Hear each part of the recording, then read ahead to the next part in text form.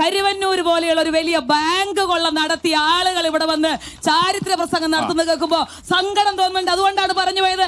അതിനുള്ള മറുപടി കൂടെ പറയണം. എത്ര മനുഷ്യർ കൊല്ലപ്പെട്ടു എന്നുള്ളതിന്റെ മറുപടി പറയണം. എത്ര മനുഷ്യർ ആത്മഹത്യയിലേക്ക് പോയി എന്നുള്ളതിന്റെ മറുപടി പറയണം.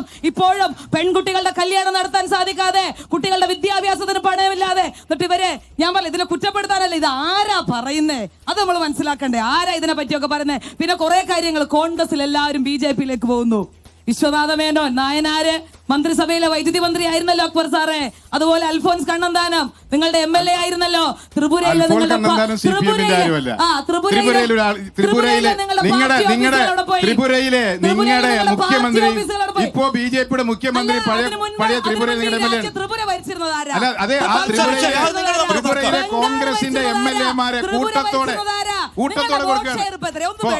ഈ രാജ്യത്ത് CPM-ന്റെ വോട്ട് ഷെയർ എത്ര? നിങ്ങൾ പറയുന്നു അങ്ങനെ പോയിട്ടില്ല, എങ്ങനെ പോയിട്ടില്ല. ഇപ്പൊ അവരുടെ വോട്ട് ഷെയർ എത്രയാ?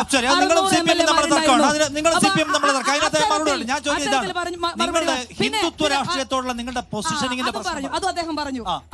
അപ്പൊ കഴിഞ്ഞ ദിവസം നബീൽ നാസർ എന്ന് പറയുന്ന ഒരാൾ ഫേസ്ബുക്കിൽ പോസ്റ്റ് ഇട്ടു ഇലക്ട്രൽ ബോണ്ടിന്റെ കുറ്റം പറഞ്ഞ്. അപ്പൊ അതുമായി ബന്ധപ്പെട്ടൊരു കാര്യം കൂടെ പറഞ്ഞു വെക്കണം.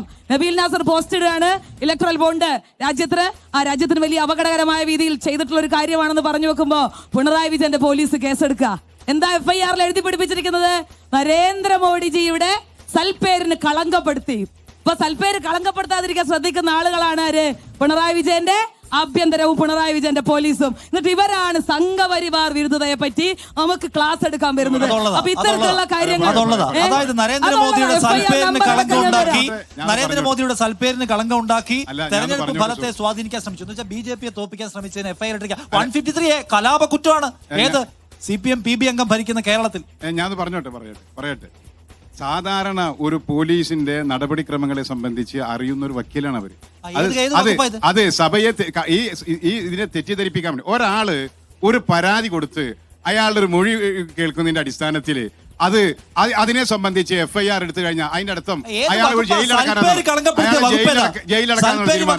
സാധാരണ ഒരാള് പരാതി കൊടുത്താൽ ആ പരാതിയുടെ നടപടിക്രമങ്ങളാണ്.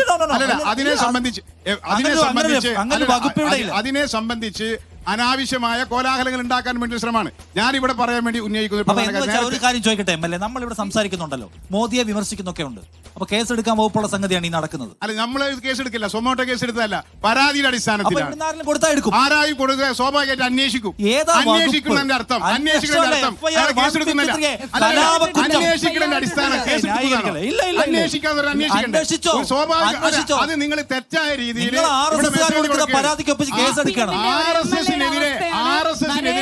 ഏറ്റവും ശക്തമായ പ്രതിഷേധവും പോരാട്ടവും സംഘടിപ്പിക്കുന്നത് CPIM ആണ്.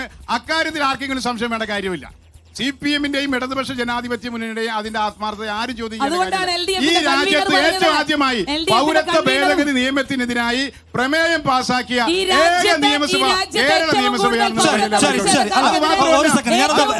പ്രശ്നത്തിലേക്ക് പോകുന്നതിന് മുമ്പ്